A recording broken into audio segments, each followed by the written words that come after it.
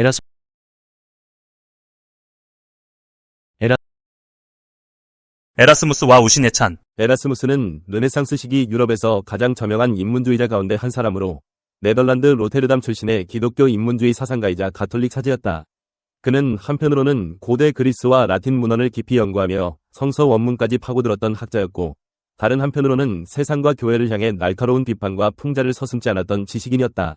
종교개혁으로 격변하던 시기에 그는 로마 가톨릭 교회와 개혁 세력 양쪽으로부터 비판을 받았지만, 온건한 개혁과 인간에 대한 긍정적 믿음, 그리고 학문과 신앙의 조화를 끝까지 추구했다. 에라스무스는 수도원 교육을 받았고 가톨릭 사제로 서품되었으나 사목 활동에 주력하기보다는 학문적 탐구에 더욱 매진했다. 그는 한 곳에 정주하지 않는 집시학자였으며 고전을 공부하기 위해 파리로, 영국의 인문주의자들과 교류하기 위해 런던과 케임브리지로, 그리고 도서관과 학자들이 밀집해 있던 이탈리아의 여러 도시로 끊임없이 이동했다. 이런 폭넓은 경험은 그에게 유럽 전역의 인적 지적 네트워크를 제공했고, 왕과 황제, 교황 등 최고 권력자들조차도 그의 학문적 권위를 인정하여 여러 궁정에서 초청을 보냈다. 동시에 에라스무스는 방대한 양의 저술 활동을 펼쳤는데, 고전과 격언을 모은 아다기아, 그리스어 신약 성서의 편찬, 그리고 신학 사회 문제에 대한 재치 있는 대담집과 서신들로 명성을 얻었다.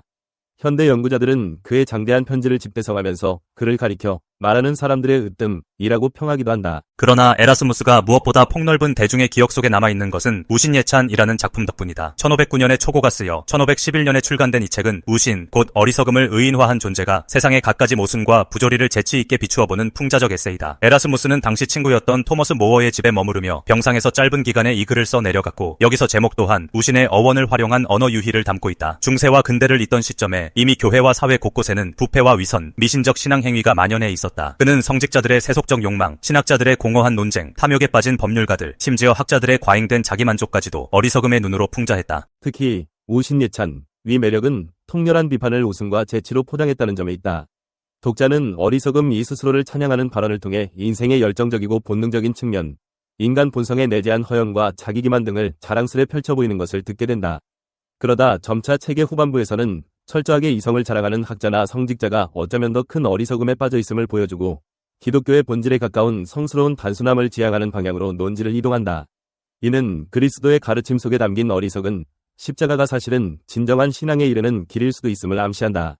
이런 역설과 풍자는 독자의 사고를 환기하고 자각을 유도하는 강력한 장치였다. 에라스무스가 이처럼 교회와 사회의 문제점을 가차없이 비판할 수 있었던 배경에는 그가 쌓아온 인문학적 신학적 권위가 크게 작용했다. 그는 고전 언어와 성서 원문 연구에 뛰어났고, 기독교 인문주의의 기치를 내걸어 기독교 신앙을 본래의 순수함으로 돌려놓고자 했다. 다만 루터를 비롯한 종교개혁자들이 교회 분열을 감수하면서까지 급진적으로 개혁의 길로 나아갔던 것과 달리 에라스무스는 내부적 쇄신을 추구했다. 이 때문에 결국 양편 모두에게 중립적이고 미온적이라는 비판을 받았지만, 그는 끝까지 과격한 갈등과 폭력의 형태를 혐오했다. 가장 불리한 평화도 가장 공정한 전쟁보다 낫다고 말할 정도로 인간이 만든 국경과 권력 투쟁을 경멸하며 조정과 관용, 절제를 호소했다. 이렇듯 에라스무스의 사상과 삶은 학자로서의 면모, 사제로서의 신앙, 그리고 인문주의적 태도가 어우러진 복합체였다.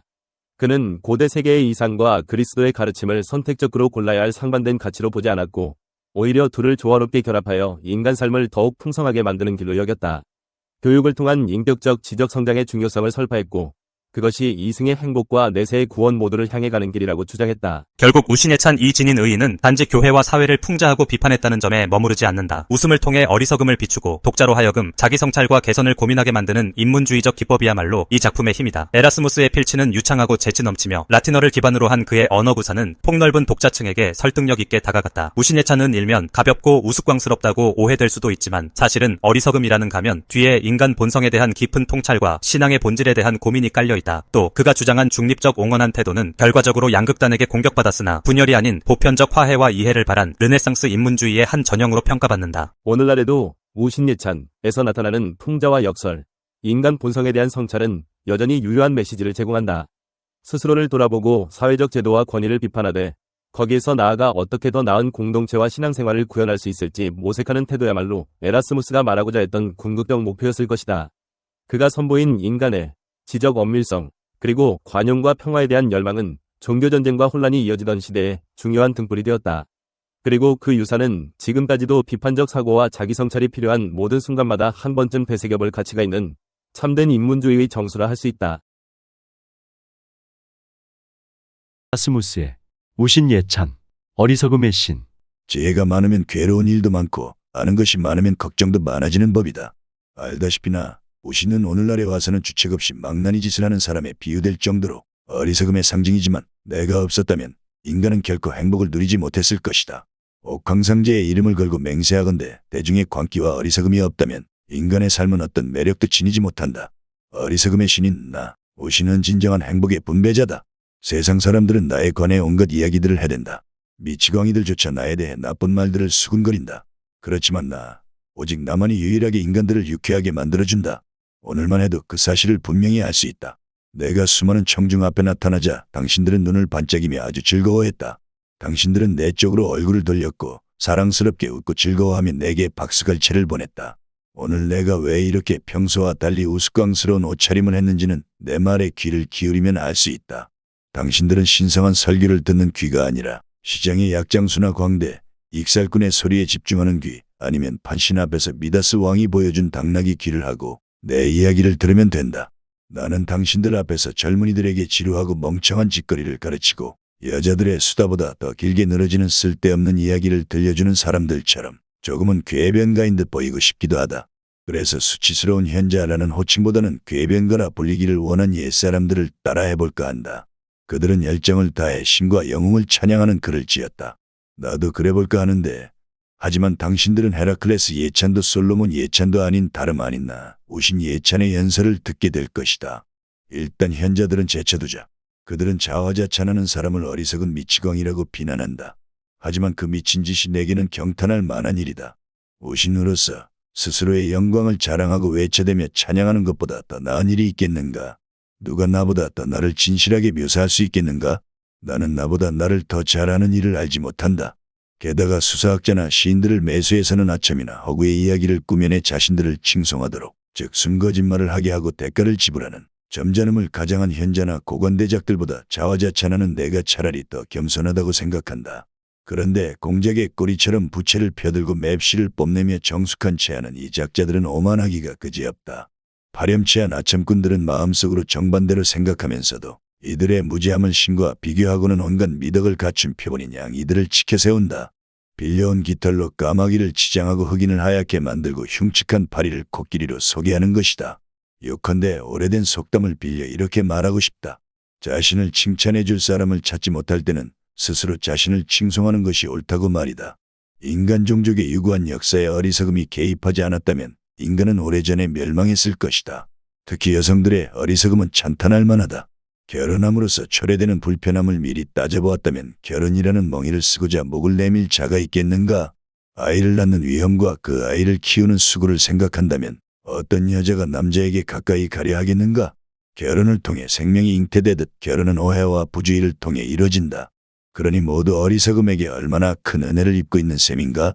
또한 여자들에게 망각이 없다면 어떤 여자가 또다시 출산의 고통과 양육의 수고를 반복하려 하겠는가? 사랑이란 것은 성적 관심은 별도로 하더라도 혐오스럽고 경멸할 만하고 심지어 상극으로까지 보이는 사람에게 자신을 맡기게 한다.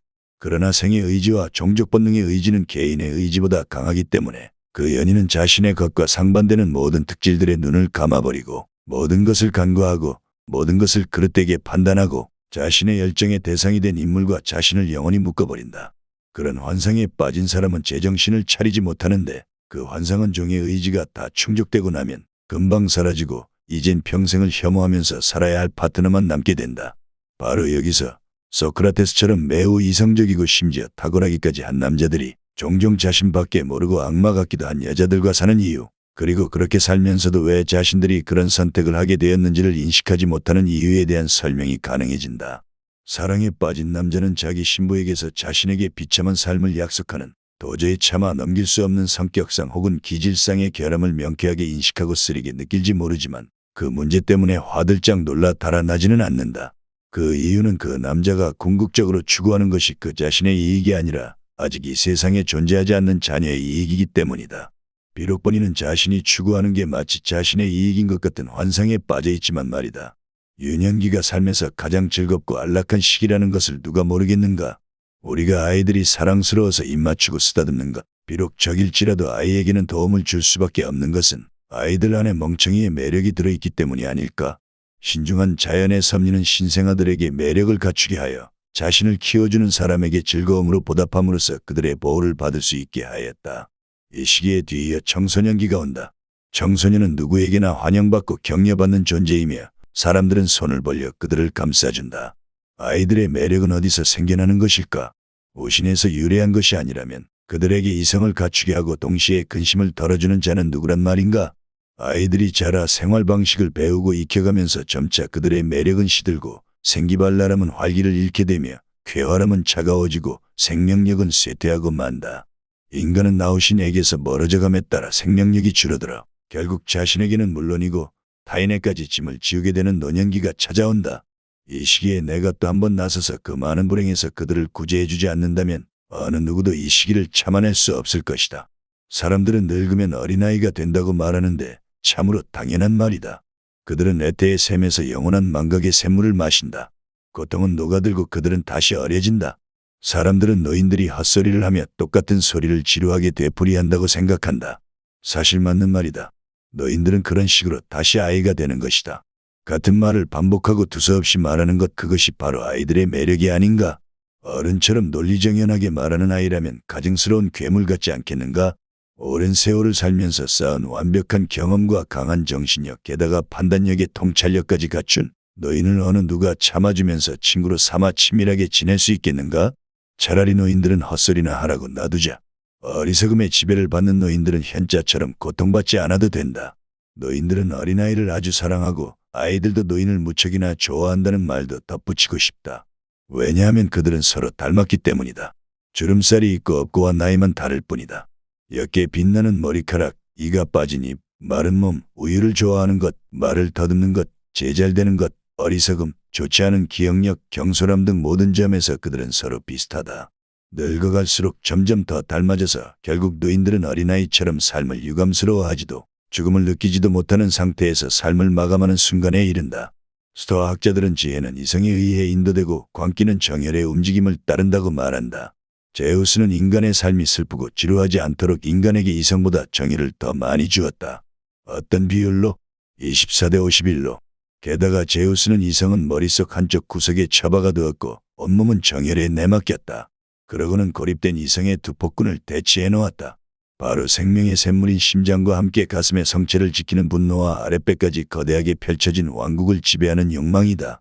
이 두 강력한 폭군이 힘을 합해 대항하면 이성은 어떻게 스스로를 지켜내는가? 사람들의 습관이 이것을 잘 보여준다. 이성은 의무라는 명령을 목이 쉴 때까지 울부짖는다. 그러나 울부짖는 이성의 소리는 욕설과 비난에 덮여버리고 이성은 결국 교수형을 당하러 형장으로 가는 왕처럼 침묵하게 되며 정복되고 만다. 남자가 여자에게 모든 것을 다 해주겠다고 약속하고 그 교환의 대가로 바라는 것은 무엇인가? 바로 쾌락이다. 그런데 이 쾌락은 반드시 어리석음의 힘을 통해서만 가능하다. 남자가 쾌락을 원할 때마다 여자에게 들려주는 어리석은 이야기들, 그녀의 마음을 얻기 위해 해대는 바보 멍청이 같은 짓을 생각해본다면 정말 확실한 일이다. 한번 살펴보자. 친구의 결점을 눈감아주거나 무시하거나 묵인하거나 환상을 갖거나 친구의 가장 두드러진 장점을 가지고 아첨하며 환심을 사려드는 것은 이성적인 행위가 아니지 않은가? 이러한 것들이야말로 바로 진정한 관계가 아닌가? 다시 말하자면 가까운 사람들을 이렇게 하나로 묶어주는 것이 바로 관계의 힘이다. 이제 모든 인간의 공통점에 관해 이야기해보자. 결점 없이 태어나는 인간은 아무도 없으니 가장 선량한 사람은 결점이 가장 적은 사람이다. 그러나 신과 같다는 현자들 사이에 우정이란 우울하고 어떤 매력도 없기 십상이며 그들에게 우정이 없다고는 말할 수 없지만 거의 드문 것이 사실이다. 사람들은 유유상종으로 모이기 마련이며 다들 알다시피 대부분의 사람들은 지혜와는 거리가 멀고 어떤 방식으로든 과도한 행동들을 한다. 앞서 말한 도덕적인 현자들도 때로는 서로 공감하며 화합하기도 하지만 극도로 명민하고 엄격한 그들의 관계는 불안정하며 일시적이다. 그들은 독수리처럼 꿰뚫는 듯한 눈으로 친구들의 결점을 집어낸다. 그러면서도 자신의 결점에는 애매하게 눈을 감으며 재등의 진보짐 역시 무시해버린다. 인간은 누구나 결점이 있으며 나이 혹은 교육의 차이나 인생의 실패, 잘못, 사고 등도 고려해야 한다. 만약 광기 혹은 해픈 너그러움이라 표현하는 덕목이 이 예리한 감시자인 현자들의 삶에 개입되지 않는다면 그들이 한 시간만이라도 자신들의 우정을 즐길 수 있겠는가? 그렇지만 이런 일들이야말로 진정 삶을 유쾌하게 해주고 사회적 유대관계를 굳게 다져주는 것이다. 다들 알다시피 어리석음이 개입하지 않았다면 지금까지 어떤 모임도 유쾌하지 않고 어떤 관계도 원만하게 지속되지 못했을 것이다. 만약 서로 간의 환상이 유지되지 못한다면 백성은 대통령을, 보아직원은 상사를, 직원은 사장을, 학생은 선생을, 친구는 제 친구를, 종업원은 주인을, 주인은 손님을 오랫동안 견뎌내지 못할 것이다. 만약 그들이 속고 속이지 않는다면, 아첨이나 조심스러운 공모가 없다면, 그리고 결국 어리석음의 달콤한 꿀을 서로 주고받으며 마음을 달래지 않는다면 말이다. 자기 자신을 증오하는 사람이 타인을 사랑할 수 있는지, 자신과 싸우는 사람이 타인과 조화를 이룰 수 있는지, 자신에게 부담을 지우는 사람이 타인에게 편안한 사람이 될 수 있는지 한번 말해보라. 그렇다고 주장하려면 당신들은 멍청이보다 더한 미치광이가 되어야 할 것이다. 그렇지 않은가? 사람들에게 인간답게 살려면 어리석음을 사랑하고 지혜를 삼가라고 가르쳤더라면 더 좋았을 텐데. 소크라테스가 독당근을 먹어야 했던 것은 바로 지혜를 사용한 죗값을 치른 것이 아닌가? 그는 사색에 빠져들었고 망상에 몰두하였으며 벼룩의 다리 길이를 재고 날벌레의 윙윙거리는 소리를 관찰한 반면 삶의 일상에 관해서는 아무것도 몰랐다. 지혜를 익히는데 전념한 이런 종류의 사람들은 무슨 일에든 운이 나쁘며 특히 자식 운이 없는 경우가 많다.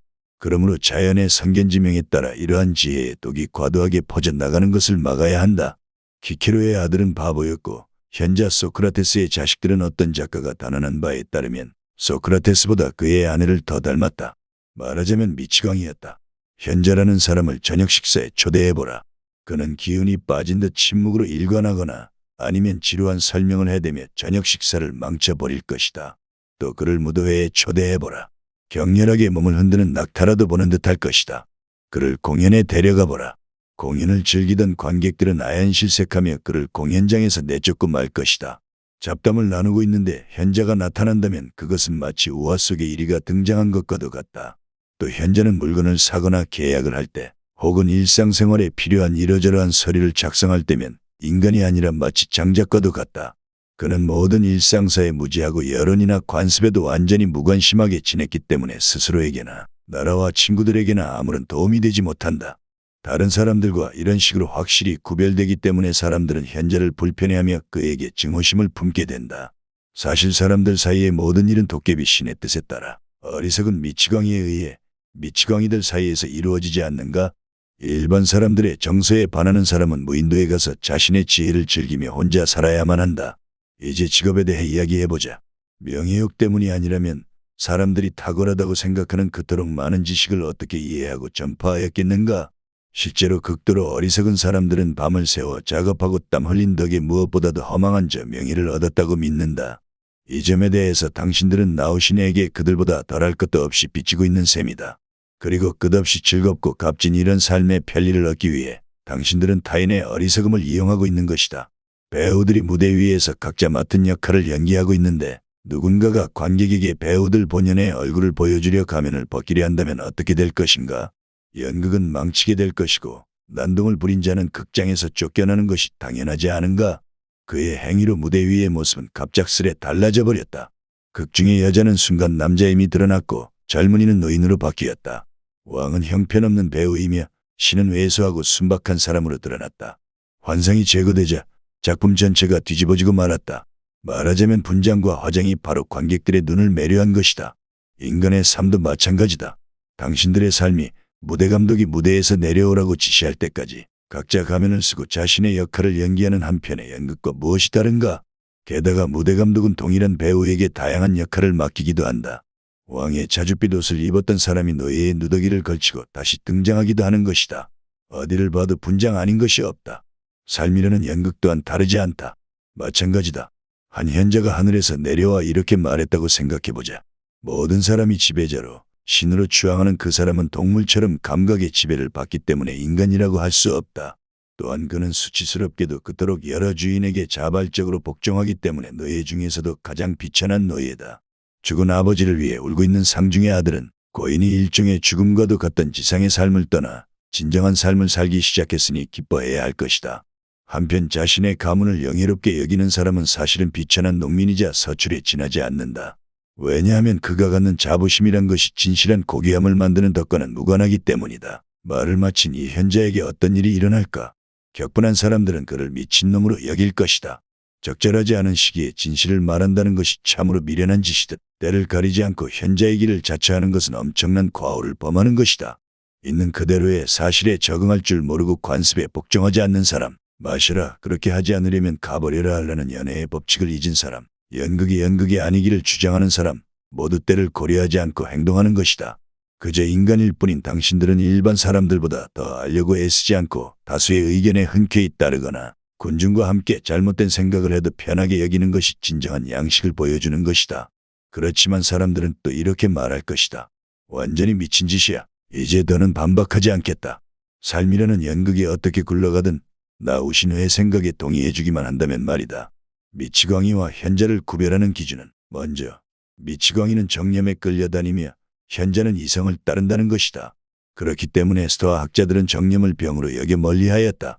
그렇지만 어떤 정념은 사공이 항구에 도착하려 할 때 도움이 되기도 하며 미덕으로 나아가는 길에 선을 따르도록 사람들을 격려하기도 한다. 현자에게 어떠한 정념도 엄격히 금지한 스토아 학자인 세네카는 이 말에 항의할 것이다. 그러나 그의 주장대로라면 그는 인간 자체를 제거하고 어디에도 존재하지 않고 앞으로도 결코 존재하지 않을 조물주, 즉 새로운 신을 만드는 것이나 다름없다. 다시 말해 지성도 인간적 감정도 없는 대리석상을 만드는 셈이다. 그러니 이 철학자들이 자신들의 현학을 마음 편히 즐기도록 놔두자. 현자를 두고 그들과 논쟁하지 말고 그들이 현자를 사랑하도록 현자와 함께 살 수 있도록 말이다. 그들이 플라톤의 공화국을 택하든 이데아의 나라를 택하든 탄탈로스의 거대한 정원을 택하든 그냥 내버려두자. 자연스러운 감정을 억누르고 상대의 감정에 응대할 줄 모르며 사랑과 연민에 무감한 사람을 보고 도망가지 않을 사람이 과연 있겠는가? 모든 것을 보고 모든 것을 정확히 재고 어떤 잘못도 용서하지 않는 인간, 자기 자신에게만 만족하고 부와 건강을 소유하며 홀로 왕이고 홀로 인간, 세상 만물 중에 스스로 유일한 존재라 주장하며 친구를 필요로 하지 않는 것은 물론 누군가의 친구도 될 수 없는 인간, 신들마저 조롱하고 인간의 행동 전부를 무분별한 것으로 여기며 비난과 조소를 내뱉는 인간을 두고 유령을 보듯 기겁하며 도망가지 않을 사람이 그 누가 있겠는가? 자 보라. 완벽한 현자란 이런 짐승 같은 사람임이 분명하다. 그보다는 완전히 미친 사람들 무리 가운데서 그들에게 명령하거나 혹은 복종하는 사람을 무작정 뽑는 편이 낫지 않을까? 자기 자신과 비슷한 사람, 즉 많은 사람들의 마음에 드는 사람, 아내에게 사랑받고 친구들에게 친절하며 식탁에서는 즐겁게 먹고 함께 지내기 편한 사람, 요컨대 인간의 일 어느 것에도 무관심하지 않은 그런 사람을 택하는 편이 좋지 않을까? 나는 하늘에서 누군가가 인간들의 삶을 내려다보면서 그들에게 닥치는 불행과 힘겨운 탄생, 어려운 교육, 유아기에 겪는 위험한 상황, 청년기에 부과되는 힘겨운 노동, 노년기에 고통스러운 생활, 사는 동안 찾아오는 수많은 질병과 도처에서 닥쳐오는 위기를 겪은 뒤 반드시 맞고야 많은 죽음에 이르기까지 모두 관찰하고 있다고 생각해본다. 인간이 인간에게 저지르는 악행에 대해서는 길게 설명할 필요가 없겠다. 인간은 다른 사람들을 망하게 하고 감옥에 가두며 모욕을 주고 고문하며 함정에 빠뜨리고 배신한다. 수많은 능욕과 사기, 소송 등등 인간이 저지르는 악행을 전부 열거하는 것은 모래알을 새는 것이나 다름없을 것이다. 에라스무스의 오신 예찬 두 번째. 인간의 어리석음에 대한 예찬. 에라스무스는 르네상스 시기의 가장 중요한 학자 중 한 사람으로 손꼽히는 인물이다. 세계주의자이자 근대자유주의의 선구자로 손꼽힌다. 그는 네덜란드의 로테르담에서 사생아로 태어나 수도원에서 양육되었으며 20세에 정식 수도사가 되었다. 카멜이 주교의 비서가 되어 일하게 되었고 그는 사제로서의 의무에서 면제되는 특권을 받기도 했다. 주교의 배려로 파리 대학에 유학하여 공부하고 고전 라틴 문학을 연구했다. 삶은 인간을 전혀 지루하게 놔두지 않는다. 인간은 삶에 집착할 동기가 적을수록 더더욱 삶에 매달린다. 사람다운 모양새를 잃어버린 노인들, 머리가 하얗게 새거나 빠져버린 사람들, 지저분하고 등이 굽었으며 주름지고 대머리에 이가 빠져 합주기가 되어버렸지만 여전히 삶을 즐기려고 필사적으로 애쓰는 사람들, 젊어 보이려고 머리를 염색하고 또 어떤 이는 가발을 쓰기도 하며 틀니를 박는가 하면 수천여에게 반의 젊은이들보다 더 지나친 행동을 하기도 한다. 그런데 정말 재미있는 것은 저승에서 막 튀어나온 것 같은 늙은 할머니가 인생은 아름다워 라며 계속 외치고 다니는 것이다. 이런 할머니들은 암캐처럼 열정적이고 그리스인이 흔히 말하는 냄새를 풍긴다.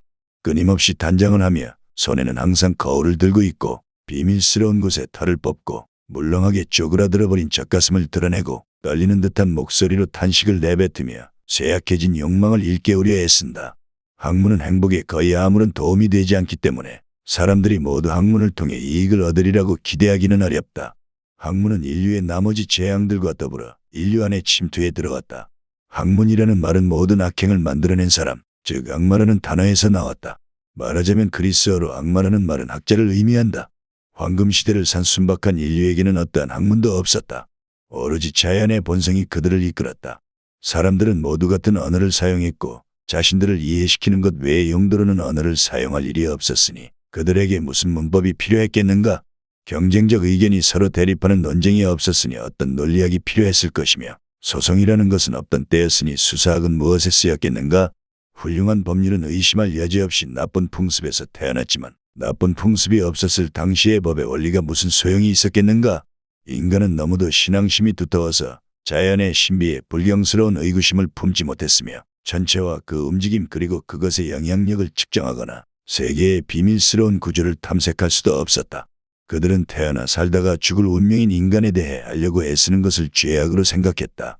하늘 저 너머를 바라본다는 것은 미친 짓이었고 아무도 그런 생각을 감히 하지 못하였다. 그러나 황금시대의 순수성은 점차 사라졌고 앞에서 언급한 악마들이 학문을 만들어냈다.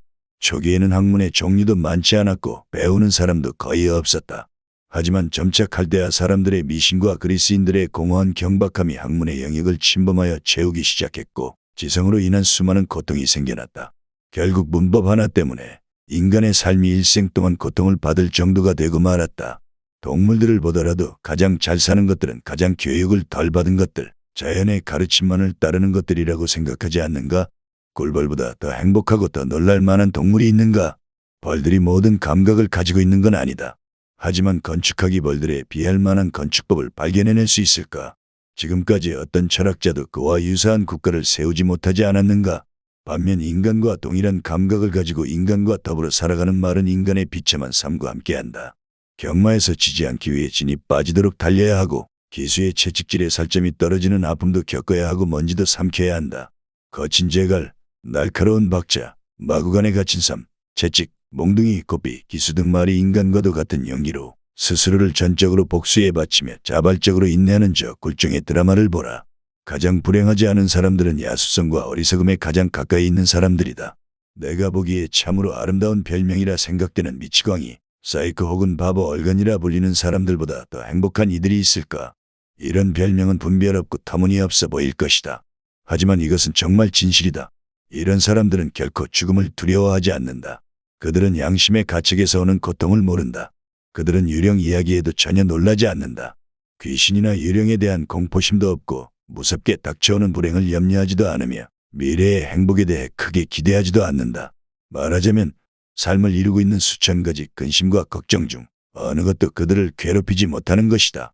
그들은 수치심, 두려움, 야망, 동경, 사랑의 감정도 모른다. 신학자들이 단언하는 바에 따르면 그들은 심지어 짐승처럼 죄를 의식하지 않는다. 위대한 왕들도 그런 자연스러운 인간들을 무척 마음에 들어하여 그들 없이는 식탁에 앉지도 않거니와 한 발짝도 걷지 않으며 한 시간조차 견디지 못할 정도다. 왕들은 평소에 위험을 세우느라 근엄한 현자들을 거느리지만 그들보다는 광대들을 더 높이 평가한다. 현자들이란 왕에게 슬픔만을 가져다 주기 때문에 왕이 광대들을 편애하는 이유는 쉽게 이해되며 이는 그리 놀라운 사실이 아니다. 온갖 지식으로 무장한 현자들은 진리를 내세워 왕의 예민한 귀에 상처 입히기를 두려워하지 않는다. 그러나 광대들은 왕이 꼭 하고 싶어하는 것들, 즉 오락, 미소, 파한대서, 쾌락을 안겨준다. 또한 그들에게는 무시할 수 없는 장점이 하나 있는데 바로 정직과 진실이다. 진실보다 더 칭송할 만한 것이 무엇이 있겠는가? 지혜의 모범이 되는 사람을 하나 선택해보자. 유아기와 청소년기를 학문 연구에 다 써버린 사람, 자신의 황금기를 밤을 새우며 격정 속에 끝없는 일로 날려버린 사람, 남은 삶마저 결코 즐겁지 않은 일에 빼앗겨버린 사람을 말이다. 그는 항상 인색하고 궁색하며 어둡고 우울하고 자신에게 엄격하고 까다롭다. 또한 타인을 잘 참아내지 못하고 지루하게 만든다. 그리고 창백하고 말랐으며 병약하고 눈곱이 끼고 늙기도 전에 머리가 벗어지고 일찍 죽음을 맞게 될 운명이다. 그렇지만 이런 사람이 죽는다 한들 무슨 상관이 있겠는가? 이런 사람은 결코 제대로 된 삶을 살아본 적이 없다. 이것이 바로 당신들이 선택한 꼴 좋은 현자의 초상이다. 이제 정치인에 대해 생각해보자. 재능이 적은 사람일수록 쓸데없이 포부가 크고 무리하며 거드름을 피우고 우쭐대기 마련이다. 누구나 자신의 상품을 팔려고 애쓰는데 사실 좀 무능한 사람일수록 그를 따르며 칭송하는 무리를 더 많이 거느린다. 사람들은 대부분 우신에게 복종하는 노예이기 때문에 필연적으로 가장 악한 자가 제일 많은 사람들의 마음에 들게 마련이다. 마찬가지로 능력이 없을수록 스스로 쉽게 만족하고 다른 사람들에게 최고의 칭송을 받는 일이 많다. 그러니 진정한 지식을 얻으려 노력하는 것이 무슨 소용이란 말인가? 더구나 진정한 지식은 습득하기도 힘들고 사람들을 지루하고 생각이 많게 만들 뿐 아니라 결국은 사람들에게 거의 인정받지도 못하니 말이다. 사람들은 속는다는 것은 불행한 일이야 라고 말할 것이다. 그러나 속지 않은 것이 더 큰 불행이다. 행복을 현실에 두는 것은 매우 잘못된 생각이다. 행복은 사람들이 현실에 대해 갖는 견해에 따라 달라지기 때문이다. 아니면 누군가가 인간사를 아는 경지에 이른다 해도 그것은 종종 자신의 행복을 희생한 후인 경우가 많다. 붉은색과 주황색으로 대충 칠해놓은 그림을 가진 사람이 그것을 보고 탐복하며 마치 고흐의 그림이라도 된 듯 여긴다면 비싼 돈을 들여 예술 작품을 구입하고도 그것을 감상하며 즐거워하지 않는 사람보다 훨씬 더 행복하지 않겠는가? 나는 나와 어떤 사람을 알고 있는데 말을 잘하는 그는 아내에게 가짜 보석을 선물하면서도 그것이 자연석으로 만든 진품이며 가격을 매길 수 없을 정도로 아주 희귀한 것이라고 믿게 했다. 그의 젊은 아내는 어떤 마음이었을까? 그녀는 아주 즐거워하며 그 유리 장신구를 늘 쳐다보았으며 아무것도 아닌 그것을 보석처럼 소중하게 간직했다. 남편은 아내의 환상을 이용해 많은 돈을 쓰지 않고도 마치 화려한 선물을 받은 것처럼 고맙게 생각하는 아내를 보게 된 것이다. 차이점이 있다면 그것은 현자보다는 어리석은 자의 상황이 더 낫다는 것이다. 그들의 행복은 비싼 값을 치르지 않아도 된다. 즉 그들의 행복은 약간의 확신만 있으면 충분하며 또한 많은 사람들이 함께 누릴 수 있다. 어떤 사람은 사랑하는 여자 때문에 죽어가고 있다. 그의 마음은 그녀의 사랑을 받지 못할수록 더욱 열정으로 요동친다. 또 어떤 사람은 여자가 아니라 지참금과 결혼을 하기도 한다. 또 어떤 사람은 질투에 사로잡혀 자기 아내를 텍사스 살인마처럼 감시한다. 또 어떤 사람은 상속자를 부자로 만들기 위해 애쓰며 사는 것이 자신의 행복이라 여긴다. 어떤 사람은 하찮은 이익을 위해 어떤 것으로도 보상받을 수 없는 자신의 삶을 걸고 거친 파도와 세찬 바람의 위험에 맞서 바다를 건너고 또 어떤 사람은 집에서 안전하게 쉬는 것보다 전쟁에서 한몫 보는 것을 더 낫다고 여긴다. 아주 심하게 미쳐서 비열하기까지 한 부류는 바로 장사꾼들이다. 그들은 서로 앞을 다투어 거짓말을 하고 배신하며 훔치고 사기치고 정직하지 못한 매우 수치스러운 방법으로 아주 천박한 일을 하면서도 손가락에 낀 금반지를 과시하며 존경받기를 원한다. 많은 사람들이 끝도 없이 소송을 벌이는데 싸우기에 여념이 없는 그들의 고집 덕분에 느려 터진 판사와 그와 결탁한 변호사만이 이득을 본다. 새로운 계획에 열정을 바치는 사람이 있는가 하면 오로지 위대한 일에만 매달리는 사람도 있다. 신의 부름을 받은 것도 아닌데 집도 아내도 자식들도 다 팽개치고 예루살렘, 로마 혹은 성 야곱의 집을 보러 순례를 떠나는 사람도 있다. 달에서 지구상에 이런 수많은 난리법석을 내려다볼 수 있다면 아마 파리떼나 각다기떼가 서로 싸우고 밀치고 올가미를 치고 훔치고 놀고 뛰어다니고 태어나고 떨어지고 죽고 하는 모습을 본다고 생각할 것이다. 또한 곧 죽어서 사라질 운명을 타고난 너무도 작은 미생물들이 얼마나 많은 소동과 비극을 일으키는지 믿을 수 없을 것이다. 종종 전쟁이 일어나거나 전염병이 창궐하여 수천의 사람들이 단번에 사라지기도 하니 말이다. 학교에서 그들은 늘 굶주리고 추레한 몰골을 하고 있다. 학교라고 말했지만 사실 그곳은 슬픔의 장소, 아니 더 정확히는 노예선이나 고문실이라고 불러야 할 것이다. 그들은 학생들이 떠드는 소리에 귀가 먹을 듯하고 악취와 불결함에 중독되어 늙어간다. 그런데 나는 그런 그들에게 인간들 중 최고라고 스스로 믿도록 환상을 심어준다. 날카로운 눈초리에 떨고 있는 학생들에게 큰 소리를 질러 아이들을 겁에 질리게 만들고 회초리나 몽둥이 혹은 채찍을 휘둘러 불쌍한 아이들을 멍들게 하면서 그들은 얼마나 스스로 만족감을 느끼는가. 또 쿠마레의 당나귀처럼 자제하지 못하고 온갖 분노를 토해내면서 그들은 또 얼마나 만족하는가. 그들은 불행한 억압 상태에 처해 있으면서도 마치 왕위에 오른 듯 느끼기 때문에 자신들의 권력을 팔라스나 디오니시우스의 권력과도 바꾸지 않을 것이다.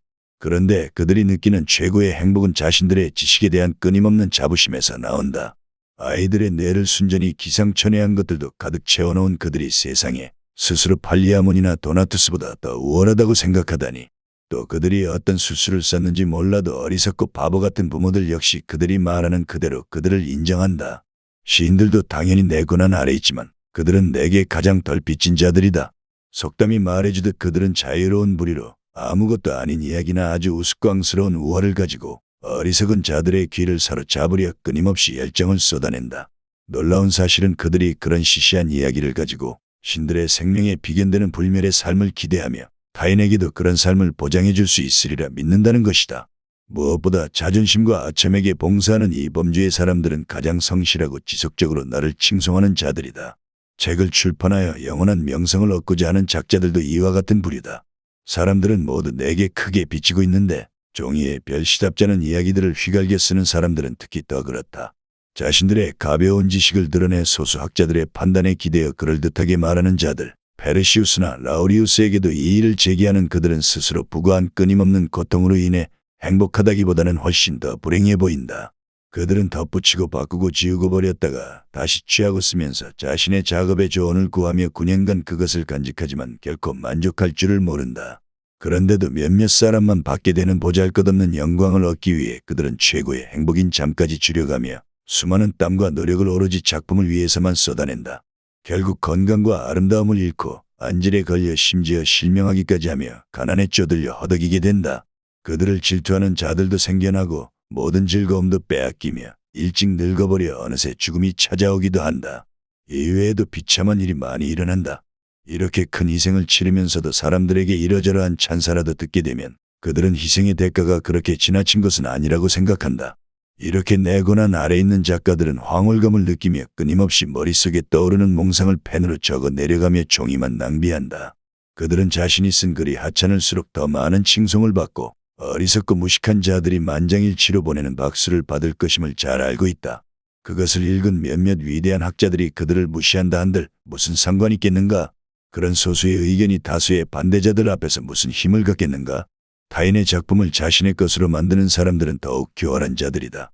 이들은 위대한 업적을 이룬 결과로 누군가에게 돌아갈 영광을 중간에서 가르치는 것인데 하지만 표절했다는 비난을 받더라도 한동안은 이득을 얻을 수 있으리라 생각한다. 그중 최고는 자기들끼리 편지나 시를 써서 교환하여 서로 칭송을 해대는 것이다. 그것은 곧 미치광이가 미치광이에게 영광을 돌리고 무식한 자가 무식한 자를 예찬하는 것이나 다름없다. 현자들 가운데 가장 첫 줄에는 법률학자들이 서게 될 것이다. 어느 누구도 이들보다 더 거만하지는 않다. 그들은 문제 해결에 아무 도움도 되지 않는 법률들을 시시포스가 바위를 밀어올리듯 열심히 쌓아 올린다. 주석 위에 주석을, 견해 위에 견해를 첩첩이 쌓으며 그들은 자신들의 학문이 가장 힘든 것이라는 인상을 준다. 그들은 자신들이 애써 힘을 들인 모든 것이 가치가 있다고 생각한다. 수염과 외투 덕분에 존경스러워 보이는 철학자들은 다른 사람들을 모두 우유부단한 헛개비라 여기고 자신들만이 현자라고 자처한다. 그들이 셀 수 없을 만큼 많은 세계를 만들고 손가락과 실로 하늘과 달, 별, 천체들의 크기를 재면서 벼락, 바람, 일식 등 설명하기 힘든 것들을 막힘없이 설명해 보일 때 얼마나 짜릿한 흥분을 느꼈겠는가. 그들은 마치 자신들이 신들의 회의에서 대행자로 뽑히기라도 한 양 세계를 건설한 대자연과 절친한 친구라도 된 듯 행세하지 않은가. 그렇지만 자연은 그들과 그들의 추측을 비웃는다. 왜냐하면 어느 것 하나 확실한 근거를 바탕으로 해서 이루어진 것이 아니기 때문이다. 그들이 끊임없이 논쟁을 하는 것이 바로 그렇다는 증거다. 그들은 아무것도 모르면서 별것 아닌 것에 대해서도 모두 아는 것처럼 주장한다. 자신들에 대해서도 잘 알지 못하는 그들은 눈이 피곤해서인지 아니면 정신을 다른 데 팔아서인지 길가의 도랑과 돌멩이도 구별하지 못한다. 그러면서도 보편적 개념들, 범주에 따라 분류된 형상들, 제1의 원소들, 본질, 계상 원리 등 링케우스라도 이해하기 어려운 모든 사물에 대해 잘 알고 있다고 주장한다. 그들은 매번 삼각형, 정사각형, 원 같은 아무렇게나 늘어놓으며 무식한 사람들에게 눈을 멀게 만드는 가루를 뿌린다. 어떤 사람들은 별을 보고 미래를 점치며 마술을 넘어서는 기적을 약속하기도 한다. 그런데 그들의 이런 말을 믿는 사람들이 있으니 그들은 참으로 운이 좋다.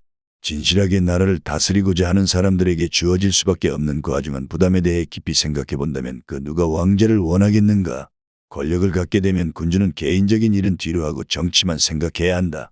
백성들의 이익만을 목표로 해야 하고 자신이 공포한 법률을 한치라도 어겨서는 안 되며 행정과 사법 절차는 모두에게 공명정대하게 시행해야 한다. 모든 사람들의 눈길이 그에게로 향한다. 왜냐하면 그는 덕을 행하면서 백성을 구제하는 은혜로운 별이 될 수도 있고 재앙을 불러일으키는 치명적인 별이 될 수도 있기 때문이다. 다른 사람들의 악덕은 그다지 중요하지 않아서 그 영향력이 멀리까지 이르지 않지만 군주나 제후는 매우 중요한 자리에 있으므로 그들의 사소한 결점 하나가 백성 전체에게 해를 끼치는 그릇된 본보기가 될 수 있다. 부귀영화를 누리지만 그만큼 타락과 독단, 아첨과 사치 같은 온갖 유혹에 둘러싸여 있기 때문에 직무에 실수하지 않고 부족함이 없도록 늘 최선을 다해 신경을 써야 한다. 마지막으로 군주나 제후는 함정과 계략, 증오와 위기에 둘러싸여 있어 두려움에 떨면서도 자신의 머리 위에 진정한 왕이 있다는 사실을 염두에 둬야 한다. 그 왕은 아주 작은 잘못조차 지체하지 않고 책임을 물을 것이고 그가 더 큰 권력을 행사하면 할수록 그만큼 더 엄격히 그를 대할 것이기 때문이다. 대부분의 궁정인들보다 더 굽실대고 비굴하며 우스꽝스럽고 비열한 사람은 없다. 그들은 어디서든 가장 앞줄의 모습을 드러내려 한다. 그들은 오로지 한 가지만큼은 아주 신중하게 생각하는데 바로 황금과 보석 그리고 자줏빛 옷, 미덕과 지혜를 상징하는 다양한 장식품은 몸에 걸치면서 그 미덕과 지혜의 실천은 타인에게 맡기는 것 말이다. 그들에게 행복은 폐하라고 부를 권리를 갖는 것, 전하니 지구의 왕이니 칭송받을 분이니 하는 공식적인 칭호를 수시로 사용하면서 몇 마디 말로 왕에게 인사할 권리를 갖는 것이다. 그들은 이런 것을 행복이라 여기며 낯짝을 더럽히고 아첨을 즐기며 논다. 그리스도를 대신하는 교황이 만약 그리스도의 정빈과 노동, 그의 지혜와 순환 그리고 현세에 대한 욕망을 버리는 태도를 담고자 노력한다면 그리고 아버지를 의미하는 교황이라는 칭호와 자신들에게 주어진 지극히 성스러운 자격에 대해 진지하게 생각해 보았다면 그들은 인간들 가운데 가장 불행하지 않았을까? 교황이라는 존귀한 직위를 얻기 위해 모든 수단을 동원한 사람은 칼과 독극물과 폭력을 써서라도 이것을 지켜야만 하지 않겠는가? 만약 어느 날 자신 안에 지혜가 생긴다면 굳이 지혜가 아니더라도 그리스도가 말씀하신 소금 한 알갱이라도 자신 안에 생겨난다면 그는 얼마나 많은 것을 잃어야 할 것인가. 그토록 엄청난 부와 명예, 장신구, 공직, 특혜, 면세, 면죄부, 수많은 말과 노세, 보좌관들, 엄청난 쾌락 등등 나는 그저 몇몇 단어로 표현했을 뿐이지만 이 얼마나 무수한 뒷거래와 수확과 바다와도 같은 무한한 재산이란 말인가. 그들은 이것들 대신 밤샘과 단식, 눈물, 기도와 설교, 연구와 금욕 그리고 헤아릴 수 없이 많은 불편하고 힘든 일들을 해야 할 것이다. 운명의 여신은 사려 깊지 않은 사람들, 경솔한 사람들, 함부로 운명은 이미 모두 결정돼 있는 거야 라고 말해버리는 사람들을 좋아한다. 쉽게 말해서 인류는 어리석고 변함없는 하느님만이 지혜의 속성을 갖는다는 것이다. 의례에서 가장 위험 있는 인물은 제일 마지막에 등장하는데 복음서에서도 마찬가지다. 또한 광기가 지혜보다 더 높은 서열이라는 사실은 전도서 44장에서도 명백히 입증되고 있다.